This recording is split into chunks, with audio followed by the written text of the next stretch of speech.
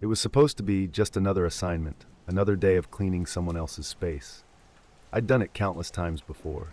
I arrived at the house with my usual supplies, gloves, sprays, cloths, vacuum, and glanced up at the two-story home. It was quiet here, tucked away in a suburban neighborhood that seemed frozen in time. Perfect lawns, flower beds arranged with care, and wind chimes tinkling softly in the breeze. I stepped inside after unlocking the door with the key they'd left for me under the mat. A familiar wave of detachment washed over me. It was never about the people who lived in these houses, just the mess they left behind. Inside, everything seemed perfectly ordinary. The faint scent of cologne lingered in the air, and the interior was neat, almost too neat. There were photographs along the walls, smiling faces, the kind that looked staged, like something meant to project a perfect life. I set my supplies on the kitchen counter and got to work, falling into the rhythm that kept my mind from wandering. Spray, wipe, vacuum, dust, repeat. The comforting repetition was what I liked most about this job. It gave me a sense of order, no matter where I was. But something felt different this time. Not bad, not yet, just different. A small gnawing at the back of my mind, like I was about to step over a line I didn't even know existed. The trouble began halfway through my shift. I had vacuumed the living room and wiped down the glass surfaces when I reached the office, a small room tucked at the back of the house.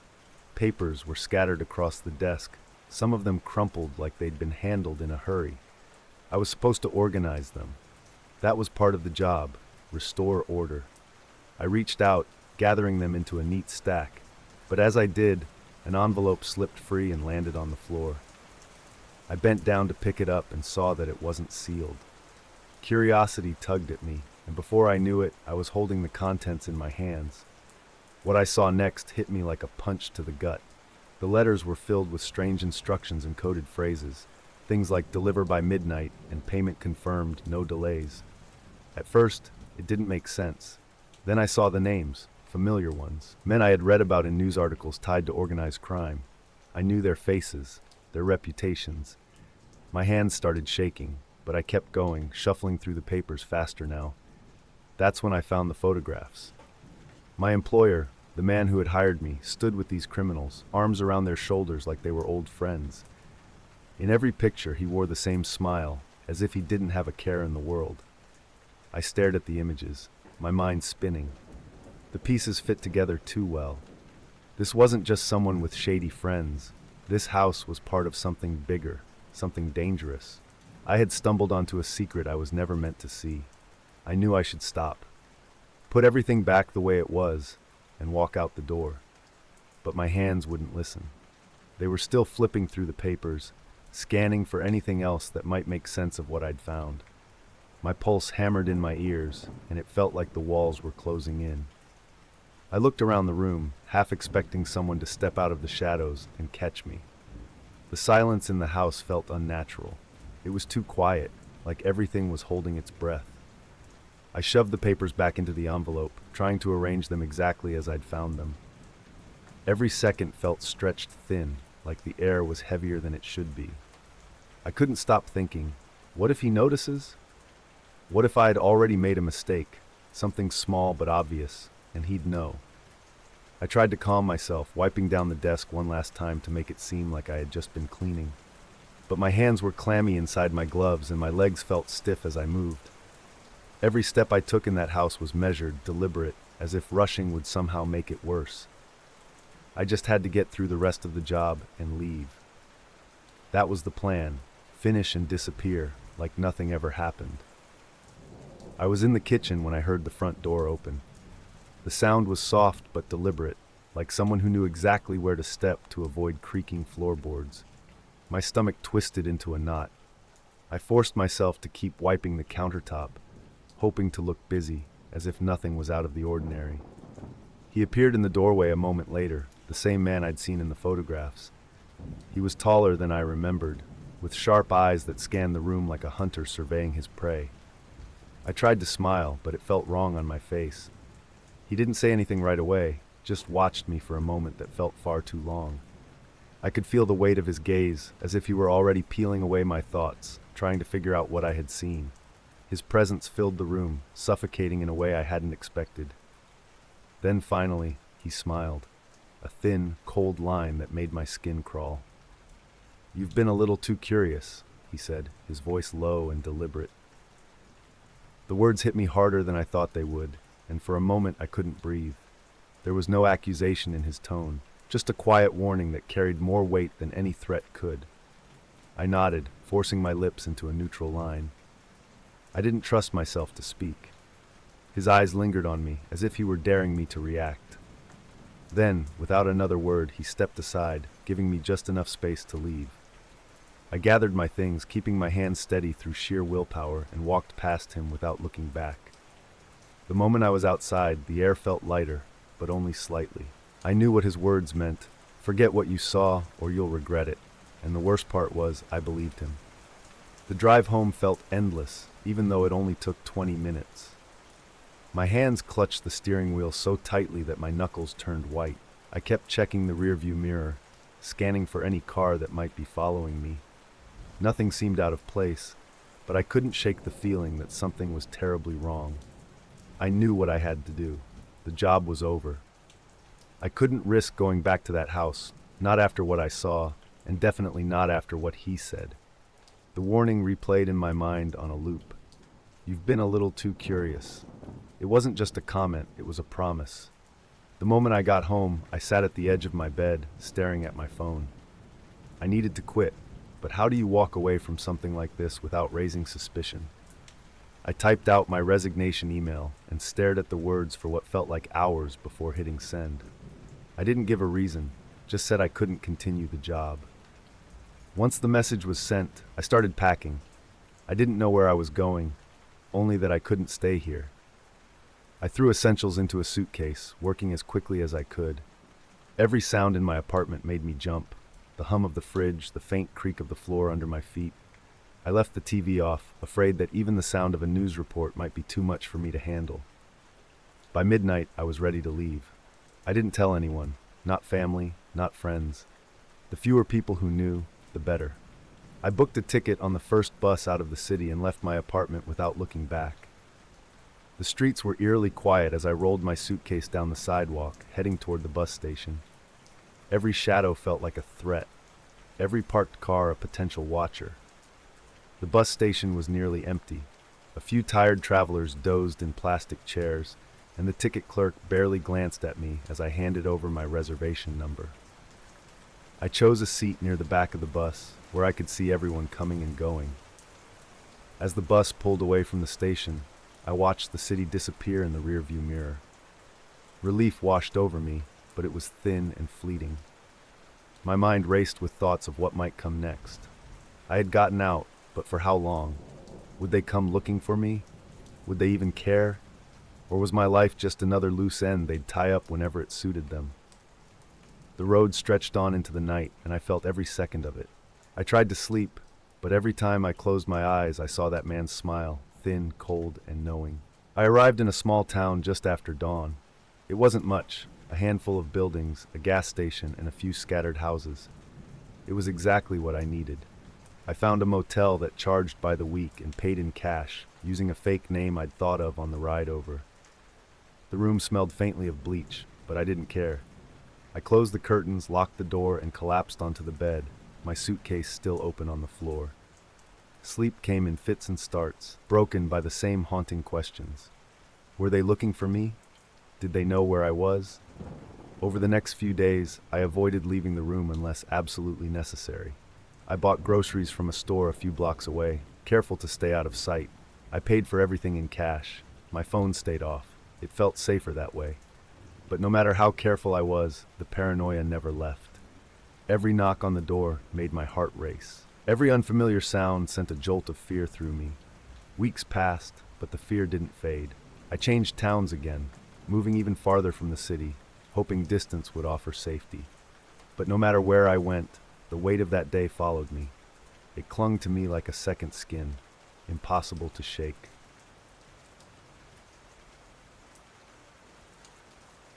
The hum of the train was familiar, so familiar that it felt like background noise in my life.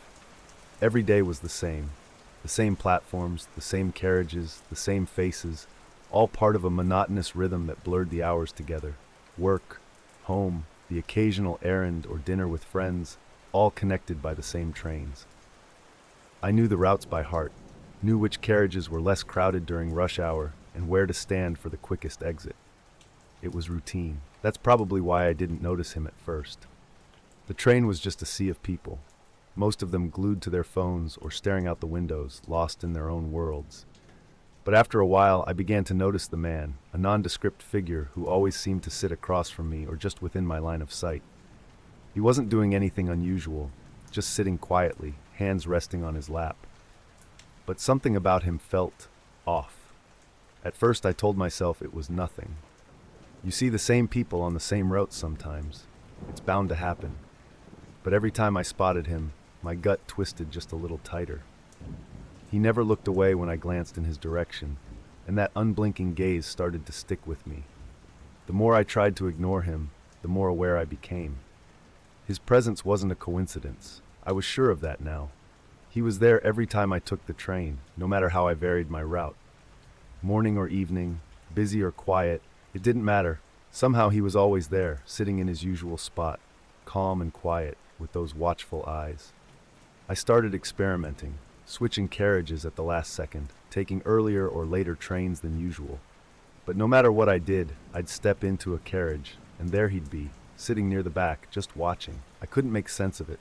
He wasn't doing anything, no phone, no book, not even a newspaper. Just sitting and watching. It wasn't just his presence that unsettled me. It was the way he never got off the train.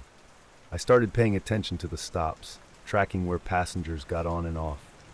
But he stayed, ride after ride, as if his only purpose was to be there, as if he was waiting for something or someone. The unease began to settle deep inside me. I tried brushing it off as paranoia, told myself I was overthinking, but every time I saw him, the knot in my stomach tightened. I couldn't stop thinking about him. The unease that started on the train began seeping into every part of my life. I caught myself scanning faces at work, glancing out windows at home, and checking my reflection in train windows to make sure he wasn't standing behind me. The worst part was, he never did anything outright threatening. He just watched. And yet, it was more unsettling than if he had spoken or tried to approach me. It felt like an invisible weight pressing down on me every time I saw him. A silent reminder that he was always there, always observing. Sleep became elusive. I'd lie awake at night, replaying every encounter, trying to make sense of his presence. Was it really just a coincidence? Or was there something deliberate behind it? The questions circled endlessly, and the more I tried to answer them, the deeper my unease grew. By then, I had started avoiding eye contact with other passengers entirely, afraid of seeing him again. But it didn't help, because every time I thought I was safe, I'd feel it, that familiar prick of awareness, like a spotlight had just turned on me in a dark room. And when I looked up, there he'd be, as still and quiet as ever. It happened on a Tuesday afternoon. The train was nearly empty, just a few scattered passengers and the hum of the tracks beneath us. I had tried switching carriages again, slipping into one near the front. I told myself I was being irrational, that I wouldn't see him this time. But when I looked up from my seat, there he was. He sat a few rows down, angled just enough to keep me in view. A chill ran through me, and I stared at the floor, hoping he'd ignore me. But after a moment, I saw movement out of the corner of my eye. He was standing up. My heart pounded in my chest as he walked toward me, slow and deliberate. My mind raced with possibilities. Would he say something? Attack me? My hands gripped the seat beneath me, ready to spring up or push him away if I had to. When he reached me, he leaned in close, closer than anyone had a right to on an empty train. His breath was warm on my ear as he spoke, his voice low and calm. "There's someone dangerous watching you," he said. Then, without another word, he turned and walked back to his seat, as if nothing had happened.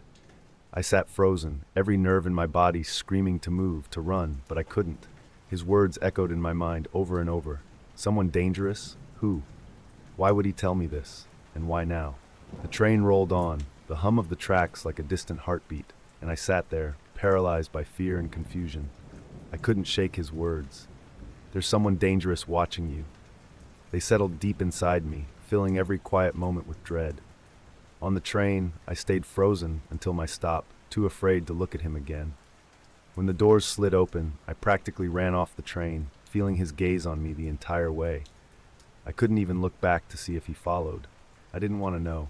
The fear lingered long after I got home. I paced my apartment, replaying the encounter over and over. The more I thought about it, the more questions surfaced. Why warn me? Why now? And who was the real threat? Someone else or him? I checked my phone for the time. I hadn't told anyone what happened, but I felt the sudden urge to talk to someone, anyone. Instead, I stayed silent. Something told me I shouldn't share what I'd heard. If I told someone about the man, would that make me a target? That night, sleep evaded me. Every creak of the floorboards, every car driving by outside my window felt like a sign that someone was watching. By the time morning came, I knew what I had to do. I couldn't take the train anymore, not after that warning. I rearranged everything, work, errands, and routines, anything to avoid public transportation. I started walking longer distances or paying for cabs. At first, the change gave me some peace of mind. It felt like a step toward control, but that control was fleeting.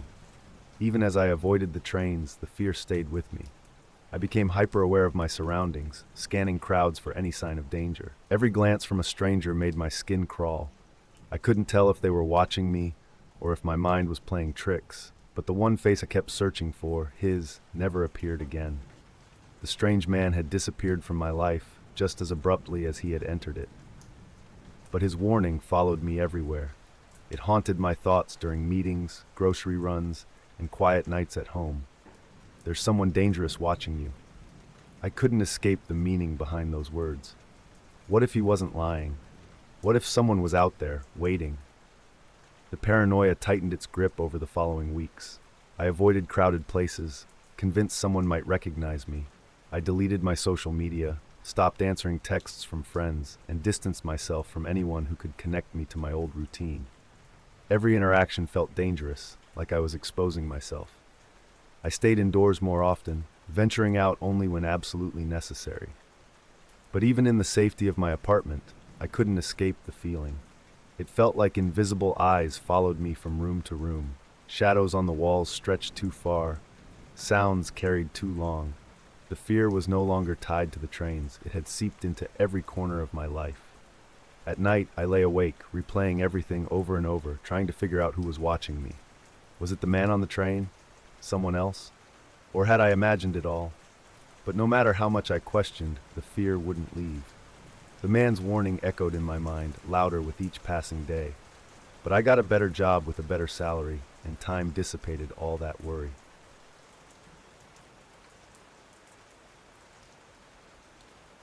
It was one of those nights when my mind felt too crowded, and I knew sleep wouldn't come easily.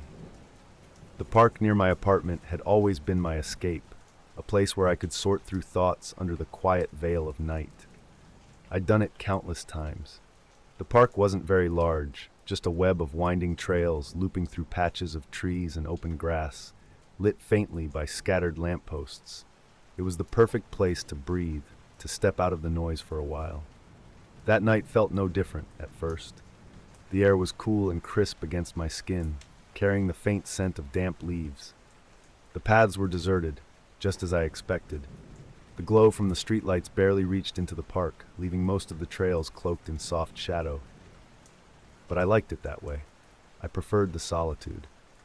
I strolled along the familiar path, my hands tucked into my jacket pockets.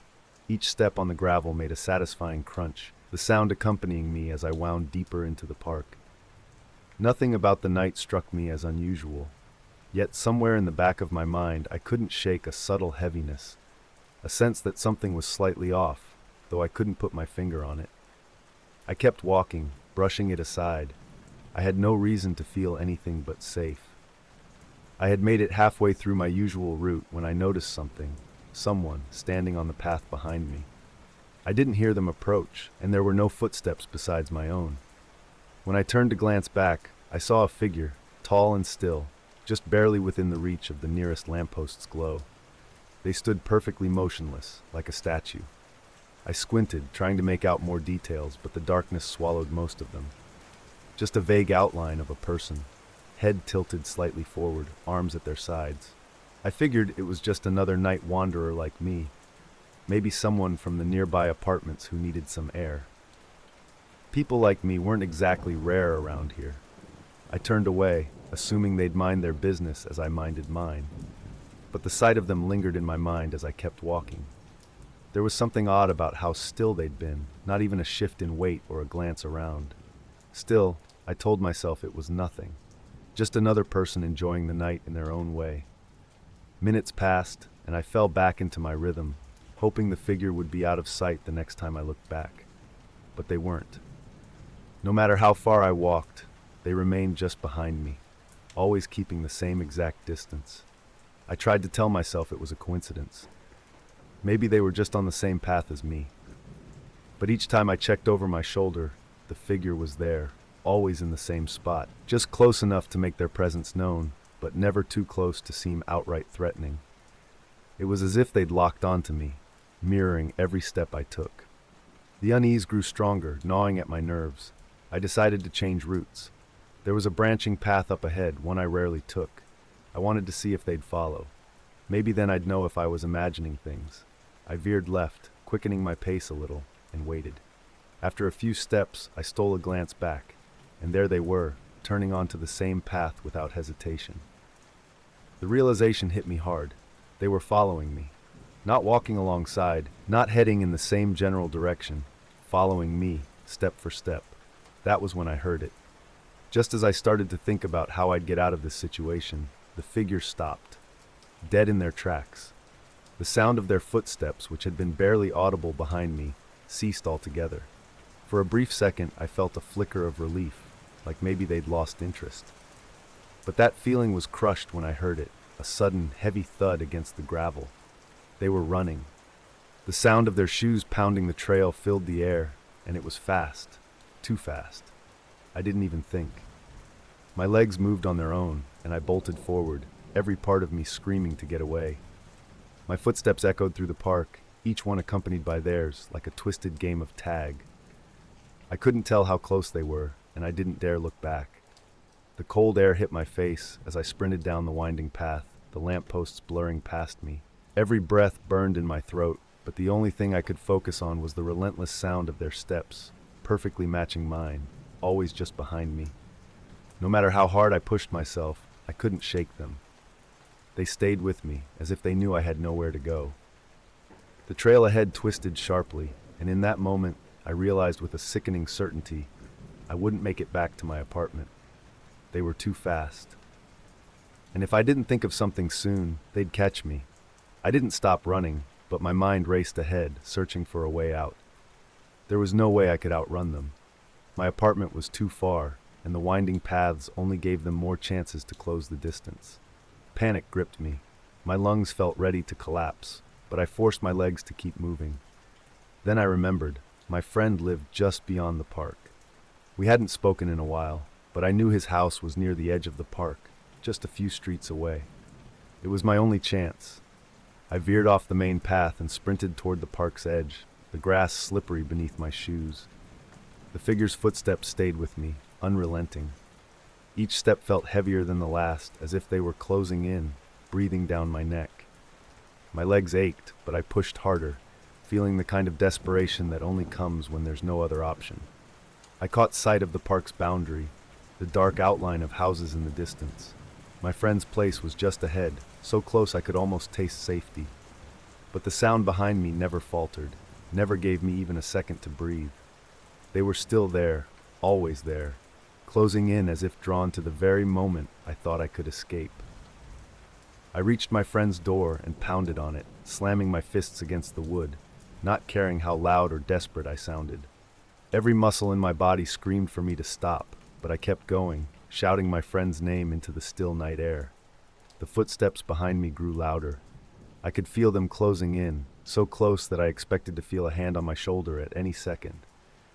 I banged harder, my heart hammering, each second stretching painfully long. Then the door flew open. My friend stood there, groggy and confused, wearing a crumpled t-shirt and pajama pants. I barely registered his face as I stumbled inside, slamming the door behind me. My hands trembled violently as I fumbled with the lock, twisting it into place with a satisfying click. I pressed my back against the door, gasping for breath. My friend blinked at me, rubbing his eyes, trying to make sense of what was happening. "What's going on?" he mumbled, his voice thick with sleep. But I didn't answer. I turned to the peephole, expecting to see that figure standing just on the other side, waiting. There was nothing, just the quiet street bathed in the dim orange glow of distant streetlights. No movement, no sign of footsteps. It was as if the figure had never existed. I stayed glued to the peephole for several moments, heart still racing. I kept expecting something, anything to happen. Maybe the figure was hiding in the shadows, waiting for me to leave. Or maybe they had disappeared the moment I stepped through the door. But there was nothing. The street remained still, the park in the distance looking as peaceful as ever. My friend hovered nearby, still trying to wake up, asking if I was okay. I tried to explain what had happened, but the words felt strange coming out. How could I tell him that I was chased by a shadow, that someone followed me step for step, only to vanish into thin air? He gave me a puzzled look, clearly trying to piece together what little I managed to say. Even I wasn't sure what had happened out there. All I knew was that I didn't want to walk back to my apartment. Not that night. Not after what I had just been through. I slept on my friend's couch that night, though I didn't sleep much at all. Every time I closed my eyes, I heard the phantom footsteps again, pounding against the gravel, always just behind me. By the time morning came, the world outside looked normal again.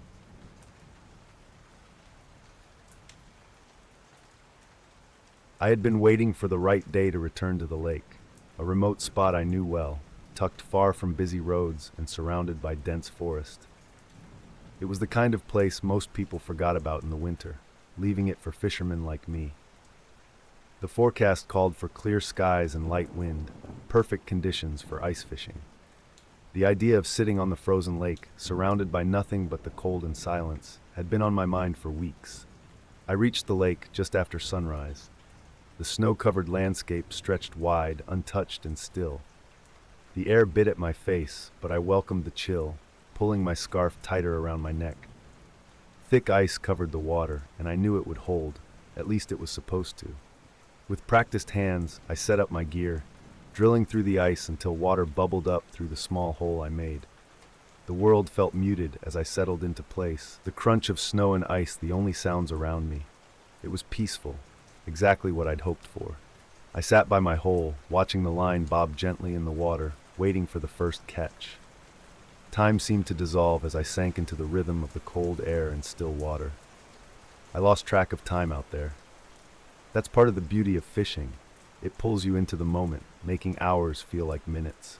The lake stayed quiet, the sky overhead turning from pale blue to a dull gray as afternoon settled in. The cold began to bite a little deeper, but I was used to it. Then I heard the first creak, a soft, subtle sound, just the ice adjusting to the temperature, I told myself. It was normal out here, part of the lake's song. I shifted in my seat and adjusted the line, not giving it much thought. The next creak was louder. A jagged crack split across the ice near my fishing hole, sending a thin line running across the surface. I frowned, watching as the line widened slightly, but still, I wasn't too concerned. Ice shifts, it's what it does. I'd been through it before. But then more cracks appeared, spreading like spider webs from where I sat. Something wasn't right. I stood slowly, gathering my gear. The weight of the ice beneath me felt different, as if it were waiting for me to move before giving out completely. I bent down to pull my fishing line out of the water, trying to stay calm.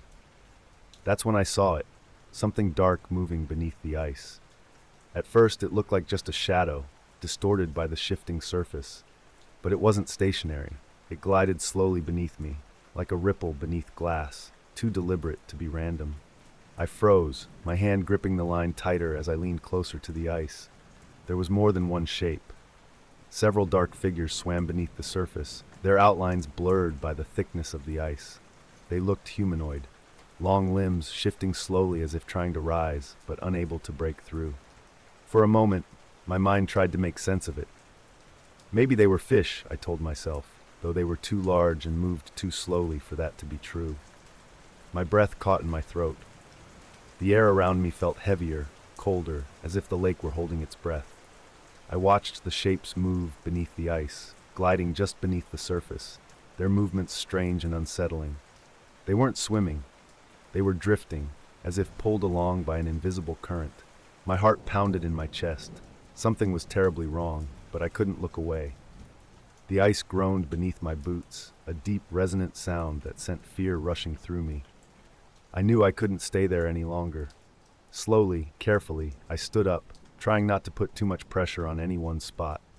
The cracks spread faster now, jagged lines racing outward in every direction. The figures below moved with me, gliding just under the surface, always following. Panic welled up inside me, and I forced myself to move. Each step felt like a gamble, the ice shifting ominously beneath my weight. I inched toward the shore, my boots slipping slightly on the frozen surface. The cracks splintered wider, running ahead of me as if the ice were alive, trying to trap me before I reached solid ground. The figures kept pace, just beneath my feet, as if they knew I was running out of time. Every step felt heavier, the ice sagging under my boots. My breath came in sharp bursts, clouding the air in front of me. The shore was close, but not close enough. The lake groaned again, a sound that vibrated through my bones, and I knew I only had seconds to escape. With a final burst of energy, I lunged forward, throwing myself onto the snow-covered ground just as the cracks exploded across the lake behind me. I lay there for a moment, gasping for breath, my heart pounding in my chest.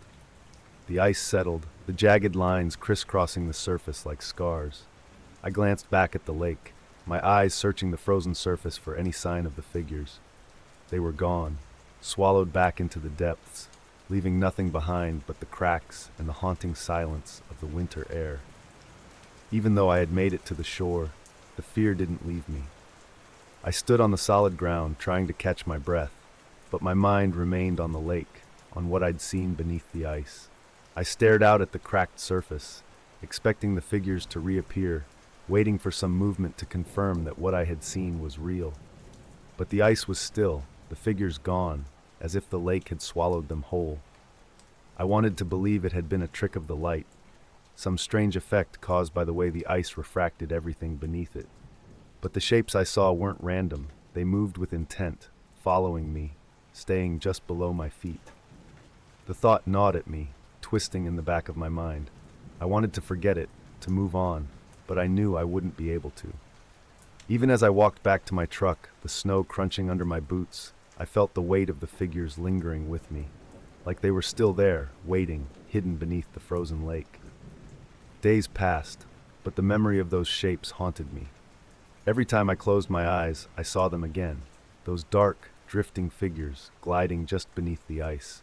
I needed answers. I needed to know what I had seen, to convince myself it was nothing more than my imagination. I started researching the lake, digging through old articles and local forums, hoping to find something that would explain what I saw. At first, there was nothing. The lake was small, remote, not the kind of place that attracted much attention. But then I stumbled upon something, old stories, half-forgotten whispers from years ago. Several people had gone missing near the lake. It wasn't just one or two cases. There were multiple disappearances, all unsolved. The police had investigated, but without any evidence, the cases had gone cold. Some locals believed the lake was being used as a dumping ground for bodies, though no one had ever found proof. The victims had simply vanished, leaving behind nothing but unanswered questions. The more I read, the colder I felt. The stories painted a grim picture, and the deeper I dug, the more convinced I became that what I had seen beneath the ice was no accident.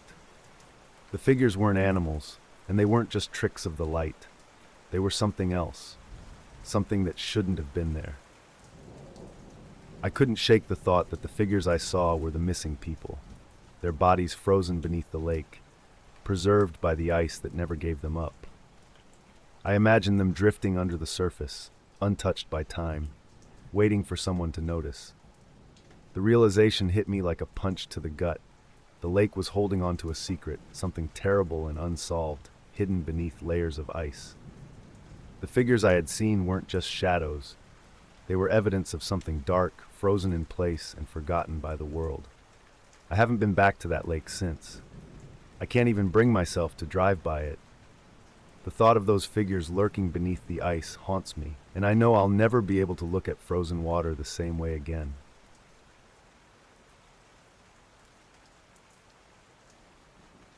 The diner wasn't much, but it had become part of my life. Every Thursday morning, like clockwork, I stopped in for breakfast, a simple routine that I looked forward to. It was the kind of place where the same faces appeared week after week. The waitresses knew my usual order, and I knew them by name. There was comfort in the familiarity, in knowing the rhythm of the place without needing to think about it. It wasn't just me who felt that way. The regulars, a mixed bag of truckers, retirees, and locals, treated the diner like a second home. It was a spot where you didn't have to say much, just sit, eat, and enjoy the quiet hum of morning life. Nothing ever changed, and that was the best part. Or at least it used to be. Lately, something about the place felt off. It wasn't anything I could put my finger on right away. The same staff worked the same shifts, and the same customers came and went. But it was as if the energy had shifted, subtly at first, like a radio station slightly out of tune. The routines were still there, but they didn't feel right anymore. The strange feeling crept in slowly. At first, I thought it was just my imagination, but little things began to stand out. The staff still smiled, but their eyes stayed cold, like they weren't really looking at you. Their conversations with customers seemed rehearsed, each word carefully placed, as if they were performing a role rather than chatting naturally. One morning, I caught a cook muttering to himself in the back, his voice low and hurried. It sounded almost like a chant or a nervous ramble, though I couldn't make out the words. I leaned a little closer, trying to catch more, but the moment he noticed me watching, he clammed up. He turned back to the grill without a word, his expression going blank, as if I hadn't heard anything at all. I told myself I was overthinking things. Maybe the staff were just tired or having an off day. But the feeling stayed with me, nagging at the back of my mind. Every time I sat down for breakfast, it felt a little harder to relax. Something wasn't right, and it was getting harder to ignore. One night, I happened to walk by the diner long after it was supposed to be closed. The streets were quiet, and most of the lights in town had already gone out for the night. But the diner's neon sign still buzzed faintly, casting an eerie glow over the sidewalk. I slowed my pace, curiosity tugging at me. Through the front windows, I could see the staff inside, going about their usual business, wiping down tables, restocking the shelves, arranging silverware. At first glance, it seemed normal, just part of the nightly cleanup. But the longer I watched, the stranger it became. Their movements were too precise, too synchronized. One waitress wiped a table, and as soon as her hand left the surface, another employee stepped in to set down fresh silverware without missing a beat.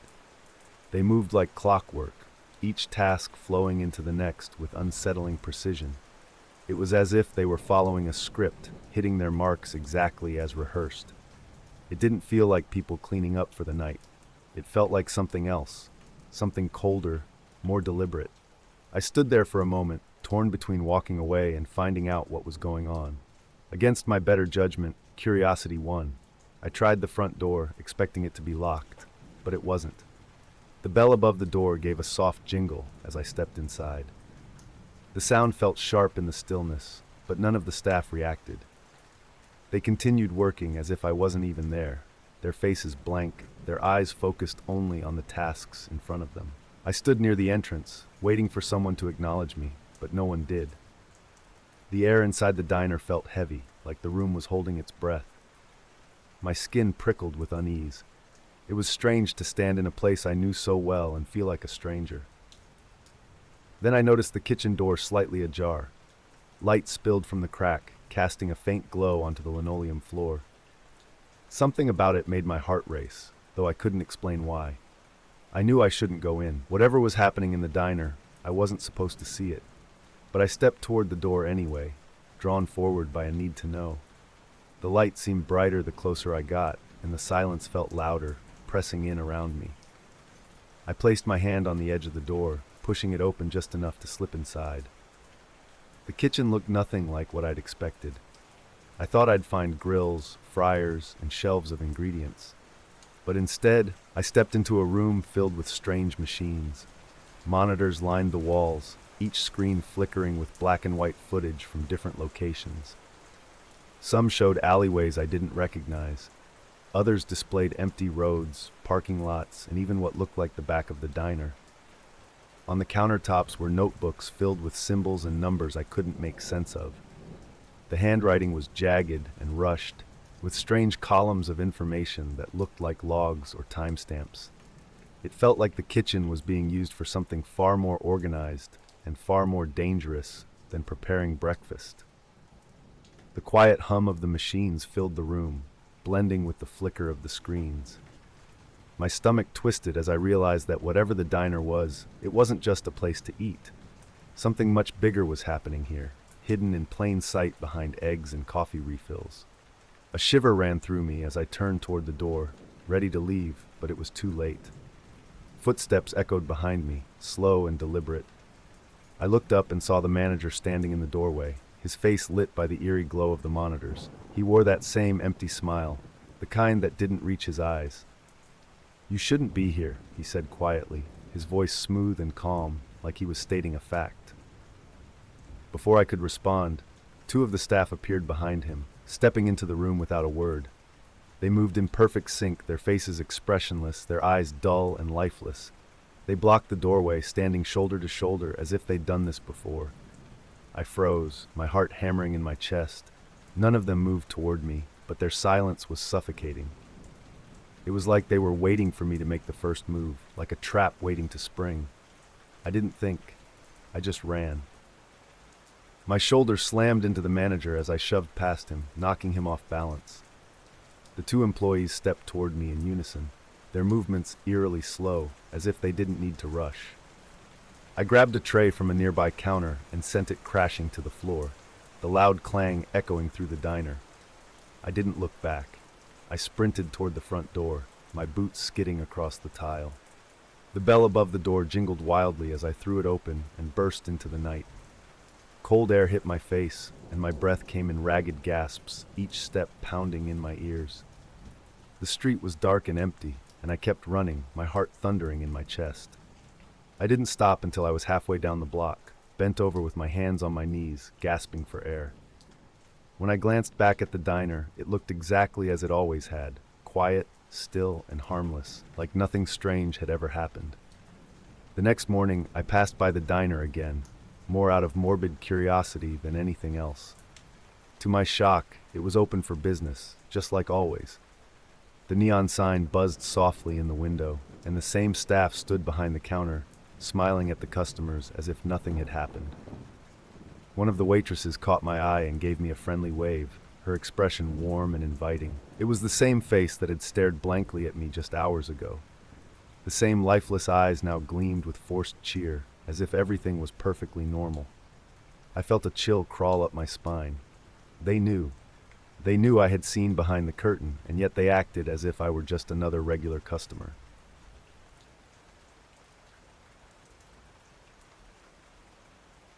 It had been a long day at the office, the kind that leaves you drained, counting down the minutes until you can finally head home. I followed the same routine I had for months, down the stairs, out to my car, and onto the familiar streets that led me back to my apartment. At that point, I didn't even think about the road anymore. I knew every turn, every light, every shortcut like the back of my hand. The night was quiet. Streetlights cast pools of pale light across the road, and only a few other cars passed me by. The hum of the engine and the soft music from the radio kept me company as I drove, a comforting rhythm that helped ease the fatigue of the day. It felt like any other night, until I noticed something strange. It started with the missing road sign. I reached the intersection where I always made my first turn, but the familiar green sign that marked the street was gone. At first, I thought maybe the city had taken it down for maintenance or repair. That kind of thing happened, right? But as I made the turn, something in my gut told me it wasn't just a missing sign. The further I drove, the more things didn't add up. Buildings that I should have recognized looked different, older, dirtier, as if they hadn't been maintained in years. Some of the storefronts I passed seemed abandoned, windows dark and cracked. The streetlights flickered above me, casting odd, shifting shadows across the empty road. I tried to shake the feeling of unease, telling myself it was nothing. Maybe I was just tired, and everything looked stranger in the dark.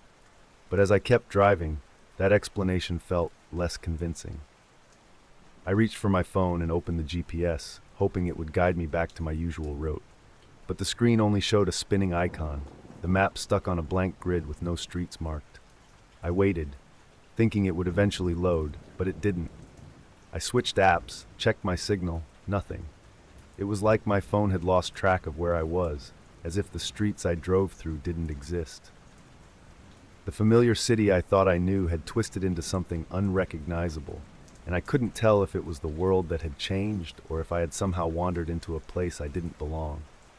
I turned down another street, hoping it would connect me back to my route. But the roads ahead seemed unfamiliar, narrower, darker. Landmarks I used to rely on were gone, replaced by strange, empty storefronts I had never seen before. I felt like I was drifting through a dream, each turn taking me further from anything I recognized. That's when I noticed the car. It started as just a faint pair of headlights in my rearview mirror, nothing unusual at first. I figured it was another driver heading home, just like me. But as I continued driving, the car stayed close, its headlights hovering just far enough back to keep me in sight without closing the distance. I turned down a side street, hoping they'd take another route, but they didn't. The headlights stayed with me, trailing me through every twist and turn. My grip on the steering wheel tightened. Maybe it was just a coincidence, I told myself. Maybe they lived nearby and were heading in the same direction. But the longer it went on, the harder it became to believe that. I turned again, this time onto a street that I knew for certain was out of the way. There was no reason for anyone else to be on it, except the headlights followed, steady and unwavering. A cold knot of fear began to form in my chest. Whoever was driving that car wasn't just following by accident. They were following me, and they weren't planning on stopping. The car's presence gnawed at me, growing heavier with each turn. I pressed harder on the gas, the engine humming louder as I sped down an unfamiliar road.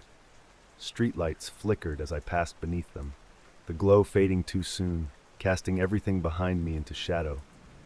But the car stayed with me, headlights flickering slightly, like a dim, relentless ghost in the dark.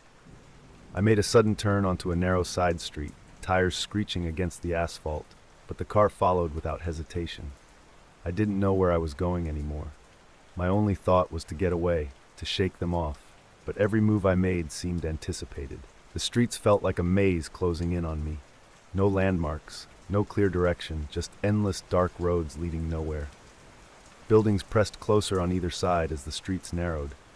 Every attempt to lose the sedan only trapped me deeper in this unfamiliar part of the city. My heart pounded in my chest, my hands gripping the wheel so tightly they hurt.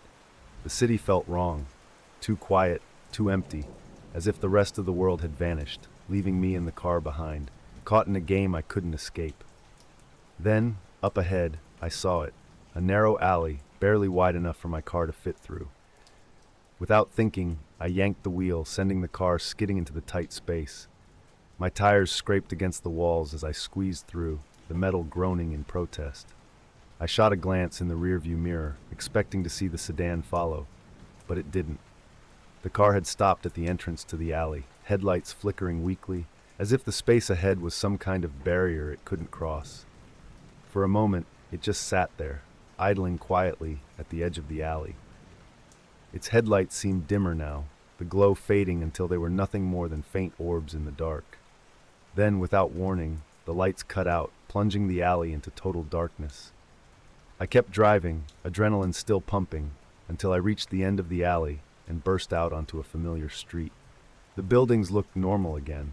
Ordinary storefronts with soft light spilling from their windows, street signs in their proper places, and the distant hum of traffic filling the air. Relief washed over me like a cold wave, and I let out a shaky breath. Somehow I had found my way back. I eased the car onto the main road, keeping my eyes on the rearview mirror, half expecting the sedan to reappear. But the streets behind me were empty, and the unsettling silence that had followed me all night seemed to lift, replaced by the familiar sounds of the city.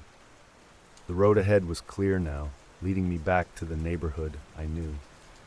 The knot of fear in my chest loosened, but not completely.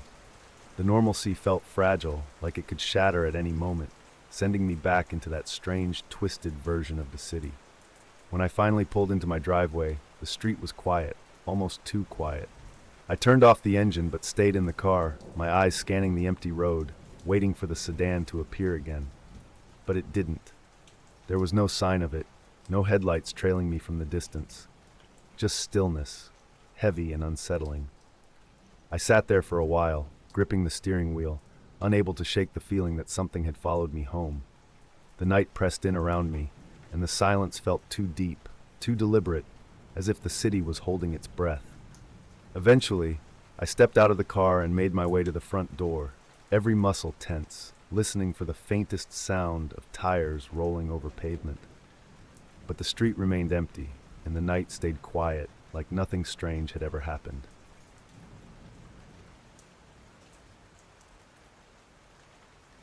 It started with one symbol, just a random piece of graffiti on the side of an old building in my neighborhood. I didn't think much of it at first, just a bored kid with a can of spray paint. But it didn't stop with that one. A few days later, more symbols appeared. At first, they seemed like meaningless scribbles, jagged lines, swirling patterns, shapes that didn't form any recognizable letters or words. They showed up in different places, on alley walls, at the bases of lampposts, and etched faintly into the sides of dumpsters. No one seemed to care. The neighbors shrugged it off as random vandalism. City workers would come by and paint over the symbols every few days, but it was like trying to plug a leaking dam. For every symbol covered, two more would show up elsewhere.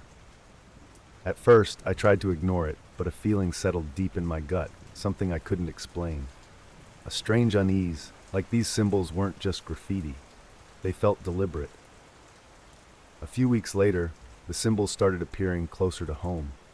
I began noticing them at intersections near my building, drawn on the backs of street signs and the sides of mailboxes. One showed up on the corner of the alley where I parked my car. That was the first time I felt genuinely uneasy, but I still tried to convince myself it was just coincidence. Then, I found one on my mailbox. It was small, barely noticeable at first, just a few jagged lines in black paint. But it looked deliberate, like it had been placed there with intent. My skin prickled as I stared at it, unable to shake the feeling that it meant something. It didn't look like random vandalism anymore. It looked personal, like a message meant for me. I scrubbed the paint off that same day, hoping that would be the end of it. But the unease lingered. I started noticing the same symbols at other corners in the neighborhood, creeping closer, like the markings were closing in. I tried asking around. Casual conversations with neighbors, subtle questions slipped into small talk. But no one seemed to know anything about the symbols, or at least no one wanted to talk about them. They dismissed the markings as meaningless, just another layer of the city's grime. I wasn't convinced. Every time the city workers painted over one of the symbols, a new one would take its place within a day or two. It was as if someone was determined to keep them visible, no matter how many times they were erased. The feeling of being watched began creeping into my mind. Whenever I walked past a marked wall or sign, I felt a chill down my spine, as if the symbol itself was tracking me, following my movements. At night, I stared at the walls of my apartment, half expecting to find new graffiti scrawled across the paint. The longer I paid attention, the clearer it became that these symbols were part of some kind of pattern. Some of them were connected by strange lines, others by numbers or letters. I tried making sense of them, but nothing fit. The fear began to take root. I couldn't explain why, but I felt like the symbols were a warning, something I needed to understand before it was too late. The unease gnawed at me until I couldn't stand it anymore. One night, just after midnight, I pulled a chair to the window and watched the street below. I told myself I needed answers, just to see who was painting the symbols, to confirm they were nothing more than bored kids. But what I saw made my blood run cold. A group of people in dark hoodies moved silently through the neighborhood, working quickly and efficiently.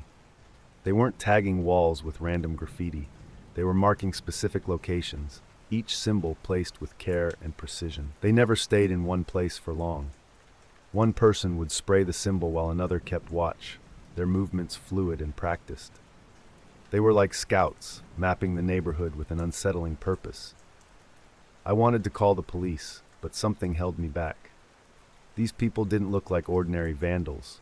There was intent in their actions, as if they were part of something bigger, something organized. I watched them until they disappeared into the shadows, leaving behind fresh symbols on walls and signs.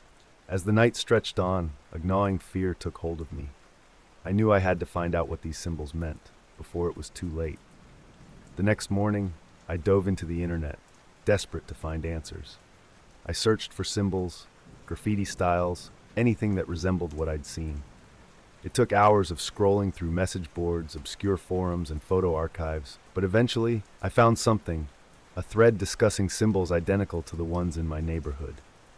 The posts described similar experiences in other cities. Graffiti appearing overnight, cryptic patterns left near homes, and then silence. The people asking too many questions stopped posting. Their accounts were either deleted or they just vanished from the discussion, leaving behind a disturbing absence. I kept digging. Each post connected the symbols to a criminal network operating under the radar in multiple cities. They used graffiti to signal everything: safe houses, targets, or meeting points. What I had stumbled upon wasn't just random tagging. The people behind the symbols were scouts, marking locations with a precision that hinted at something organized and dangerous. When I saw one of the symbols that had appeared on my mailbox listed as a potential target marker, my stomach dropped. I realized the awful truth. Someone had marked my home, and I didn't know why. I slammed the laptop shut, panic spreading through my chest. The neighborhood looked different now. Every wall, every alley felt hostile. The symbols that once seemed like minor vandalism now felt like warnings I had been too slow to notice. My heart raced every time I left the house. I imagined unseen eyes watching my every move, tracking me through the tangled web of markings. I tried scrubbing the new graffiti off my mailbox again, but deep down, I knew it didn't matter. The mark had already been made. Whether I liked it or not, I had drawn the attention of whoever was behind the symbols. Every time I passed a newly marked wall, I scanned it, trying to understand the message. Was it a countdown? A signal to act? Or was it already too late and I had missed my only chance to escape? The fear became suffocating. I began to wonder if my neighbors were involved, if they knew more than they let on. But no one would talk about the symbols, and the city workers kept painting over them, pretending nothing was wrong. Everyone seemed to be following some unspoken rule: ignore the markings, stay silent, and hope they go away. By the time night fell, I had made up my mind. I couldn't stay. Whatever these symbols meant, they were closing in, and I wasn't going to wait to find out what came next. I packed a small bag, just the essentials, and threw it in the back of my car. As I drove through the quiet streets, I kept glancing in my rearview mirror, half expecting to see the hooded figures following me. Every street sign felt like a trap. Every shadow seemed alive with intent. I reached the edge of the neighborhood just as the fog of night settled in. That's when I saw it, a new symbol, freshly painted on a traffic sign. It wasn't like the others. This one was an eye, drawn with jagged lines that seemed to pulse with malice. It stared at me from the sign, as if it knew I was leaving, as if it was watching me, even now. I pressed the accelerator harder, desperate to leave the neighborhood behind. But the farther I drove, the stronger the feeling grew, that somehow I hadn't escaped anything at all.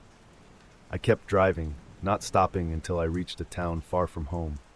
I found a cheap motel, locked the door behind me, and sat on the bed trying to catch my breath. But the fear hadn't left. It clung to me like a shadow, whispering that this wasn't over.